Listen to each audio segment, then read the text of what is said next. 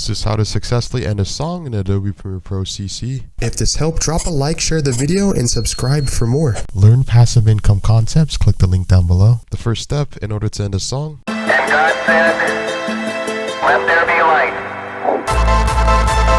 Let's say we want to end this part of the song or the end of the clip. You want to select and highlight it like so. You want to go to the top left hand screen, go into effects control, click right here, and then you want to click right here to add a keyframe. See how it's color blue? Now simply put, if this is to the end of the video clip or the audio clip, simply put, you want to drag this to the left so it's at the beginning. So now since we added a keyframe like here, click here in the middle hand screen, type in a number right here, preferably negative, and as you can see we did this at the end as well, so it's going to fade out. And God said, let there be light.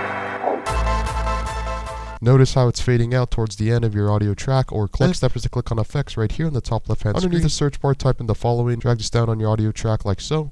Click on edit, and now we want to drag everything to the right like so. As you can see, this is really what's going to make your audio pop in Adobe Premiere Pro CC. Feel free to follow the settings like so. And God said, let there be light.